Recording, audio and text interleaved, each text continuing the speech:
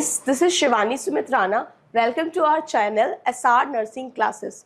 जैसा कि आप जानते हैं इस चैनल पे हम जो नर्सिंग का एकेडमिक पोर्शन है उसको कवर करते हैं। ठीक है, इससे पहले भी मैंने कुछ वीडियोस डाले हैं जिसमें आपने बहुत प्यार दिया मुझे, लेकिन उसके बाद मैं डिसकंटिन्यू हो गई क्योंकि मेरा प्रेगनेंसी के वजह से, फिर डिलीवरी, उसके बाद फिर सम हेल्थ इश्यूज, ठीक है, तो उस वजह से मैं कंटिन्यू नहीं हो पाई। लेकिन अब मैं दोबारा से आपका जो नर्सिंग का जो ओबीजी सब्जेक्ट है उसमें जो इम्पोर्टेंट टॉपिक्स है उनको लेकर के आने वाली हूँ। इससे पहले जो पेल्विस आपने पढ़ा होगा वो भी बहुत इंपॉर्टेंट टॉपिक था। उसके बाद एक टॉपिक है जिसका नाम है प्लेसेंटा। ठीक है, जो आपके 4th ईयर में ओबीजी है उसमें टॉपिक आता है प्लेसेंटा, बहुत इंपॉर्टेंट है। जो प्रेग्नेंट लेडीज हैं उनके लिए भी ये टॉपिक बहुत इंपॉर्टेंट हो सकता है समझने के लिए। ठीक है, तो होता क्या है कि जब एक फीटस, ठीक है, जब तक जो बेबी है वो वूम में है वो क्या कहलाता है, वो फीटस कहलाता है। ठीक है, फीटस से पहले भी बहुत सारी स्टेजेस आएंगी, वो सारी चीजें मैं आपको क्लियर करूंगी, लेकिन मैं एक जनरल अगर रिव्यू दूं कि प्लेसेंटा है क्या, तो उसके लिए आपको सबसे पहले जानना होगा कि जो बेबी होता है, अब मान लीजिए कहते हैं कि जो आपकी जो भी ग्रैंड पेरेंट्स होते हैं या, ठीक है, वो कहते हैं कि आपने जब आप प्रेग्नेंट हैं, ठीक, तो बहुत सारी चीजें आपको अच्छी अच्छी खानी चाहिए, तो आपके बेबी तक जाती है। बेबी तक जाती कैसे है, ठीक है, न्यूट्रिएंट्स जो है वो कैसे पहुंचता है। तो जो प्लेसेंटा होता है, ठीक, जिस समय बेबी बन रहा होता है उसी समय प्लेसेंटा भी बनता है। जैसा जब फीटस बनता है उसी समय प्लेसेंटा भी बन रहा होता है। वो प्लेसेंटा आपके बेबी तक क्या करता है, सारे न्यूट्रिएंट्स को पहुंचाता है, और जो बेबी में जितना भी वेस्ट होता है वो आपके प्लेसेंटा में चला जाता है। ठीक है, ऑक्सीजन की बात हो गई, मैटरनल ब्लड की बात हो गई, ये सारा कुछ आपके प्लेसेंटा से ही फीटस तक जाता है। इतनी बात आई होप समझ में आ गई होगी।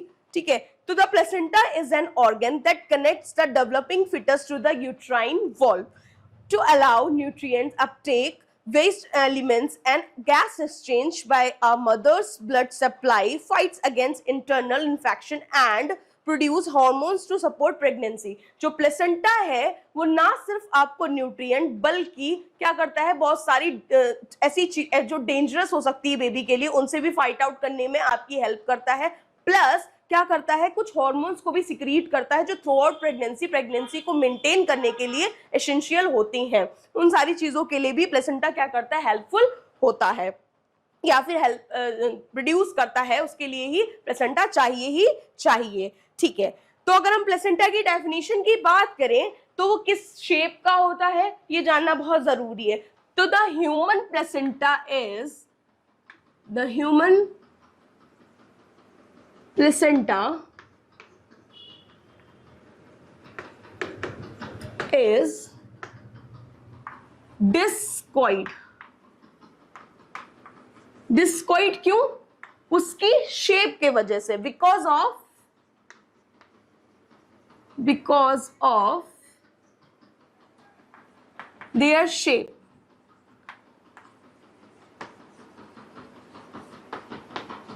And hemochorial,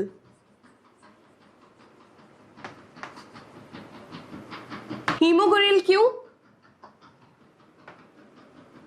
because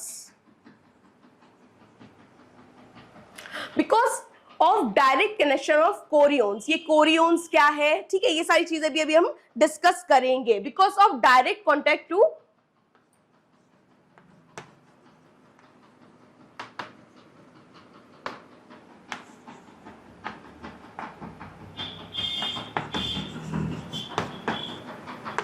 direct contact with कोरियोन्स।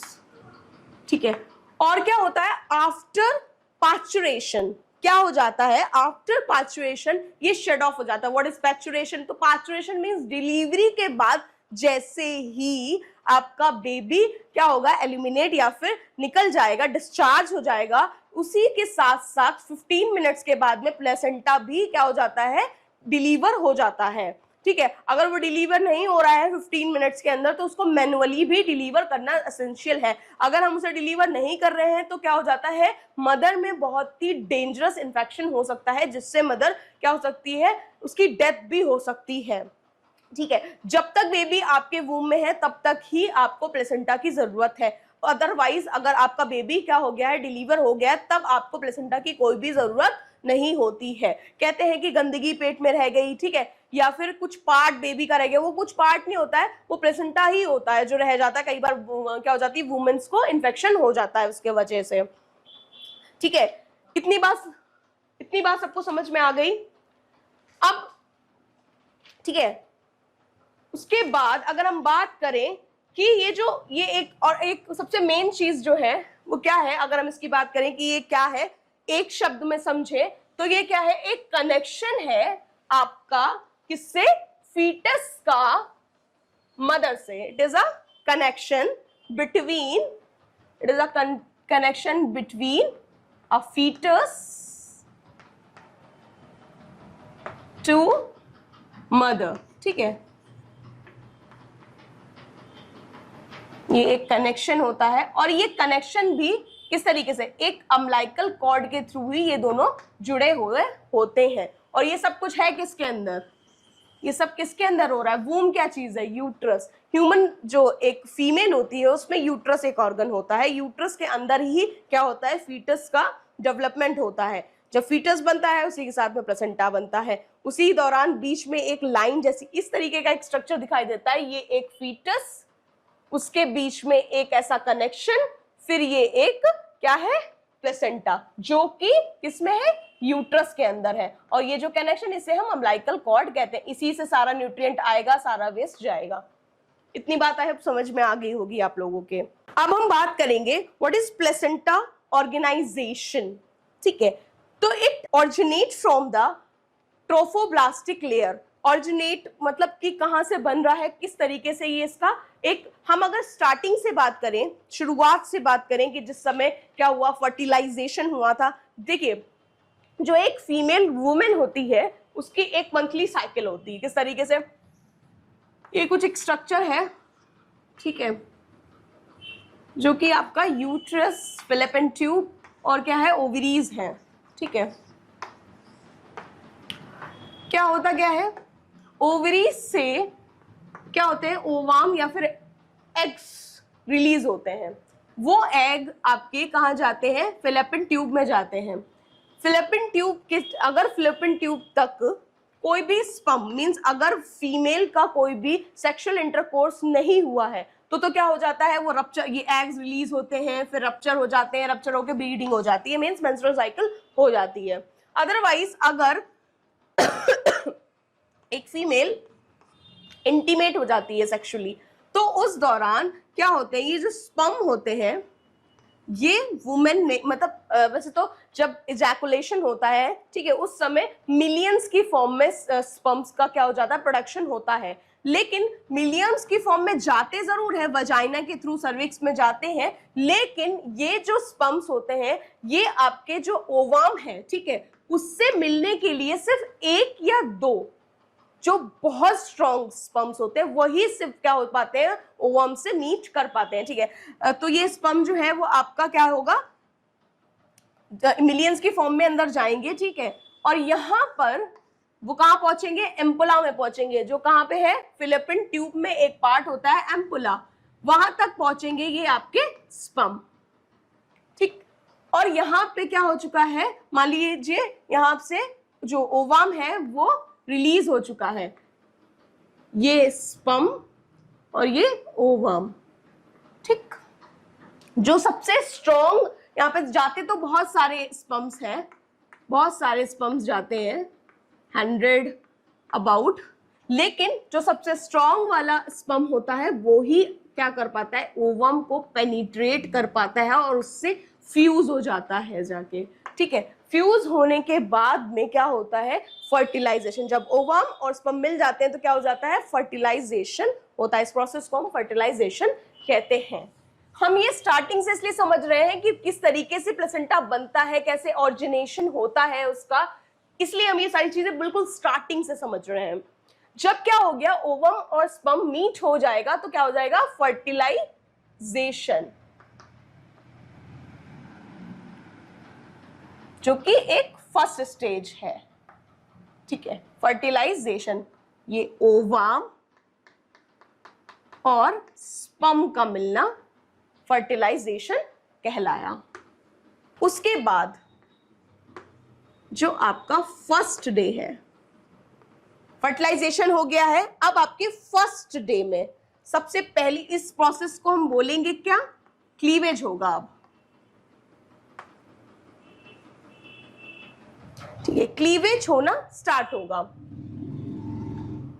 अब जो फर्स्ट डे हो, ये पहली तो प्रोसेस होगी क्लीवेज, और जब फर्स्ट डे होगा तो उसमें क्या शुरू हो जाएगा, फर्टिलाइजेशन में हो गया है तो क्या बना, पहला जो बना है वो बना है जाइगोट।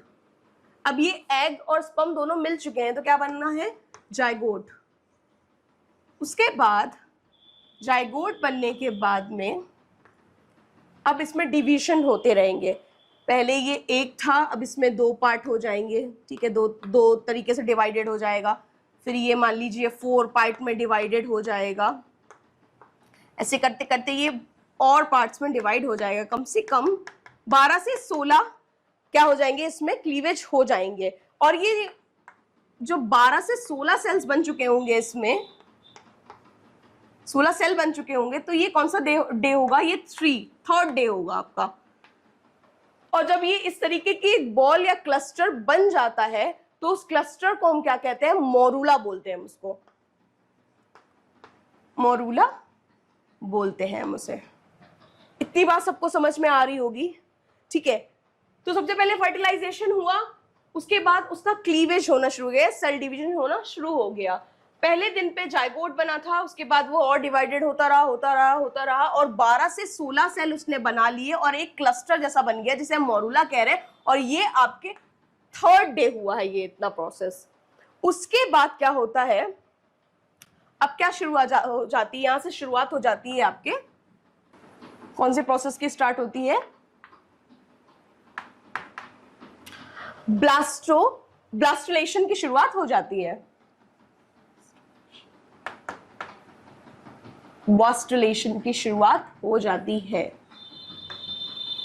अब ये ब्लास्टुलेशन क्या चीज है, फोर्थ डे आते आते, फोर्थ डे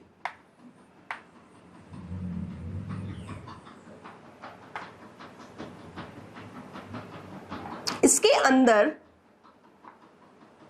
जो आपका ये मोरूला बना था, ये और फर्दर क्या हो जाएगा, डिवाइडेड होता रहेगा।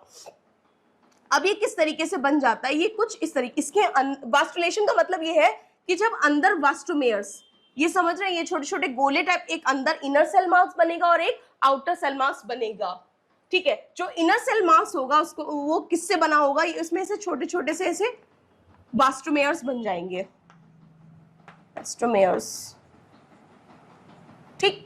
और ये जो, इसे हम क्या कहते हैं, इन्हीं को ही हम इनर मास बोलते हैं। और यही क्या बनेंगे, जाके इनर सेल मास ही बनेंगे एम्ब्रियो, यानी कि फीटस की शुरुआत होगी इन्हीं से ही। और जो आउटर होगा उसे हम बोलेंगे ट्रोफोब्लास्ट। पहले ये हो गया inner cell mass, inner cell mass का मतलब क्या हुआ, एम्ब्रियो, ठीक है। और जो आउटर सेल मास है, ये जो आउटर सिरा है उसका आउटर सेल मास है, ये जो आउटर सेल मास है इसको हम बोलते हैं ट्रोफोब्लास्ट। और ये ही क्या बनेगा, फर्दर प्लेसेंटा बनेगा। जब इसमें चेंजेस चालू होंगे तो ये जो बाहरी सतह है यही प्लेसेंटा बनाएगी, और ये जो अंदर की इनर सेल मास है ये क्या बनाएगी, ये बनाएगी आपका एम्ब्रियो जो फर्दर फीटस बनेगा। ओके, तो फर्स्ट डे क्या हुआ था, फर्टिलाइजेशन हुआ था। जो फर्स्ट प्रोसेस का नाम है आपकी फर्टिलाइजेशन। उसके बाद जाइगोट बना, उसके बाद मोरूला बना, उसके बाद ब्लास्टोसिस्ट बने,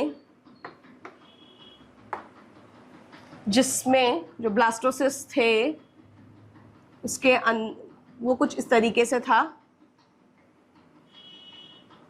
ये हो गया outer cell mask,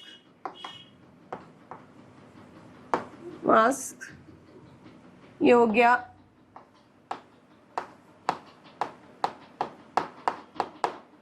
inner cell मास,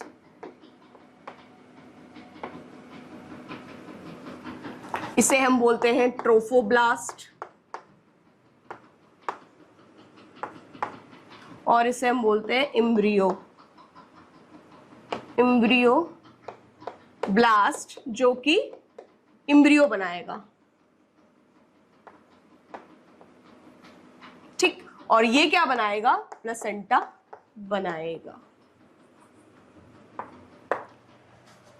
अब प्लेसेंटा में ये देखिए, जो आपका जो इनर सेल मास होता है, ठीक है, इसमें भी इस तरीके से दो, ये जो इनर सेल मास है इसमें भी दो तरीके से डिवीजन हो जाता है। एक तो कहलाता है इपीब्लास्ट और एक कहलाता है हाइपोब्लास्ट। और जो ये ऊपरी जो आपका ये जो था आपका आउटर मास था, उसमें भी चेंजेस आते हैं।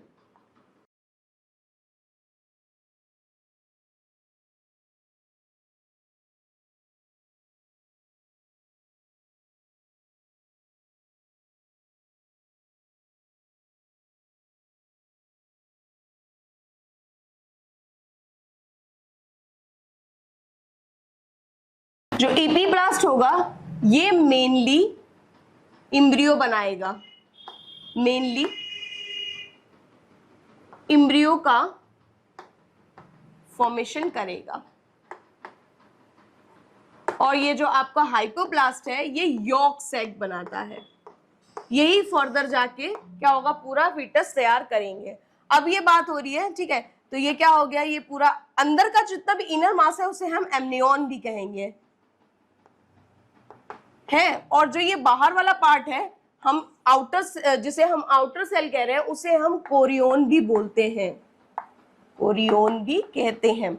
अच्छा, तो अगर हम आउटर सेल मास की बात करें तो जो आउटर सेल मास होता है, जो आउटर सेल मास है, जिसे हम क्या कहते हैं, ट्रोफोब्लास्ट कहते हैं, ट्रोफोब्लास्ट बोलते हैं, उसका भी क्या होता है, फर्दर डिवीजन होता है या डिफरेंशिएशन होता है। तो वो किस तरीके से होता है हम देखेंगे। तो फिर अगर हम बात करें ट्रोफोब्लास्ट की, तो जो ट्रोफोब्लास्ट है जो कि आउटर सेल मास्क है, उसमें दो लेयर्स होती हैं। देखो इस तरीके से हैं। ये इनर की तो बात हो चुकी है। अगर हम बाहर की बात करें तो ये जो आउटर सिरा है और ये जो इस तरीके वाली लेयर है, यही पूरा आउटर सेल मास्क कहला रहा है। लेकिन इसमें भी दो लेयर्स है, एक ये वाली लेयर और एक ये वाली लेयर। जो ये वाली अंदर वाली लेयर होती है इसे हम कहते हैं साइटोट्रोफोब्लास्ट। और ये जो सिंसियोट्रोफोब्लास्ट है, ये जो प्रोजेक्शंस होते हैं इन्हें हम बोलते हैं सिंसियोट्रोफोब्लास्ट। यही फर्दर जाके और डिफरेंशिएशन होते होते यही प्लेसेंटा बनाता है। जब ये प्लेसेंटा तैयार हो जाता है तभी इससे क्या होता है, फिर न्यूट्रिएंट जो होते हैं वो क्या हो जाते हैं, फीटस तक पहुंचते हैं और जो भी वेस्ट होता है वो प्लेसेंटा तक आ जाता है। इतनी बात हो गई। ये तो बात हो गई कि किस तरीके से डेवलप हुआ, क्या क्या चेंजेस आए। यही तो अगर हम कोई भी आपसे पूछता है कि कोरियोन क्या है, तो कोरियोन वाला जो सिरा होता है वो प्लेसेंटा बनाता है, ठीक है। और जो आपका जो इनर सेल मास होता है वो क्या बनाता है, आपका इम्ब्रियो बनाता है, और वही इम्ब्रियो फर्दर जाके फीटस बनके एक ह्यूमन ऑर्गेनिज्म बनता है।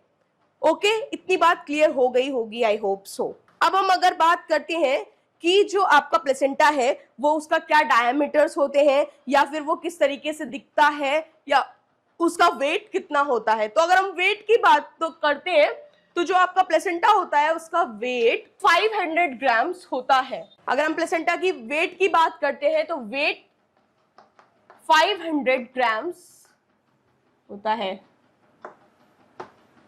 ये स्पंजी फील होता है। अगर हम इसको बात करें कि किस तरीके का होगा, तो ये स्पंजी होगा और फ्लैशी सा स्ट्रक्चर होता है। उसके अलावा ये इसका जो शेप जो सर्कुलर डिस्क के तरीके से ये दिखाई देता है, जो कि अप्रॉक्स डायमीटर्स की बात करें तो 15 to 20 सेंटीमीटर्स का डायमीटर होता है। इसमें दो सरफेसेस होती हैं, फीटल सरफेस और मैटरनल सरफेस। क्योंकि हम कह रहे हैं ये एक यूट्रस है। जब एक चीज समझिएगा, जब आपका ये जो ब्लास्टोमेयर्स बनते हैं, ठीक है, और ये मोरूला बनता है, ये सब कहाँ बन रहा है? ये सब बन रहा है आपका, पहले तो ये फिलिपिन ट्यूब में ये फर्टिलाइजेशन हुआ था, ये सारा कुछ बनता चला गया और अंदर यूट्रस की तरफ आता गया। जब ये यूट्रस की तरफ आया तो यूट्रस में एक लेयर होती है, इनर लेयर, जिसका नाम होता है एंडोमेट्रियम लेयर। एंडोमेट्रियम लेयर में आके ये ब्लास्टोमेयर्स जो होते हैं चिपक जाते हैं, और इस चिपकने की प्रोसेस को क्या कहते हैं? इम्प्लांटेशन बोलते हैं, इम्प्लांटेशन बोलते हैं। इस इम्प्लांटेशन की प्रोसेस में क्या हो जाता है, ये जो भी ब्लास्टोमेयर्स होते हैं या फिर जो ब्लास्टोसिस्ट होते हैं, जिन्हें हम कहते हैं ब्लास्टोमेयर्स, उसके अंदर होते हैं ब्लास्टोसिस्ट, जो एक स्ट्रक्चर होता है उसको हम ब्लास्टोसिस्ट बोलते हैं। इस ब्लास्टोसिस्ट का जो चिपक जाना या फिर अधेर हो जाना किसके अंदर? एंडोमेट्रियम लेयर के अंदर, that is known as implantation. तो जब ये इसके अंदर अधेर हो जाता है, अंदर चिपक जाता है, तब क्या होता है? उसके बाद ही यहाँ पे ग्रोथ होना शुरू होती है, ठीक है। तो जो यहाँ पे जैसे मान लिया प्लेसेंटा भी बन चुका है, जो ये प्लेसेंटा बन चुका है, जो साइड एंडोमेट्रियम लेयर के अंदर है या पास में है वो कहला रही है मैटरनल, और जो साइड मान लीजिए ये प्लेसेंटा है, ये प्लेसेंटा है, ये प्लेसेंटा है, तो जो साइड फीटस की तरफ है वो कहला रही है फीटस सरफेस, और जो मदर के साइड है वो मैटरनल सरफेस कहलाती है। ओके, यानी कि जो साइड अम्बिलिकल कॉर्ड से जुड़ी हुई होती है वो कहलाती फीटल साइड, फीटल सरफेस, और जो side maternal means endometrium layer की तरफ होती है वो कहलाती है मैटरनल साइड। आई होप इतना क्लियर होगा आपको। ओके, तो ये बात हो गई प्लेसेंटा की। फंक्शंस की बात करें तो क्या करते हैं, ये जो होते हैं आपको न्यूट्रिएंट प्रोवाइड करते हैं और ऑक्सीजन प्रोवाइड करते हैं, जितना भी आपका हार्मोन्स होते हैं उनको प्रोड्यूस करते हैं, और आपको इन्फेक्शन से भी फाइट, मींस जो बेबी है उसको इन्फेक्शन से भी फाइट करने, इंटरनल इन्फेक्शन से फाइट करने के लिए भी हेल्पफुल होते हैं। उसके अलावा हम और जो इम्पोर्टेंट टॉपिक्स हैं जो आपके ओबीजी में आते हैं उनको हम क्लियर करेंगे नेक्स्ट वीडियो में। अगर आपको वीडियो पसंद आई है तो आप वीडियो को लाइक करिए, चैनल सब्सक्राइब कर लीजिए, और अगर आप इसका फुल डिटेल में नोट्स भी चाहते हैं और इसके जो डायग्राम्स है वो चाह रहे हैं तो आप टेलीग्राम में जाके, इसका लिंक मिल जाएगा आपको डिस्क्रिप्शन में, उससे आप क्या कर सकते हैं, आपको फुल नोट्स और डायग्राम भी मिल जाएगा।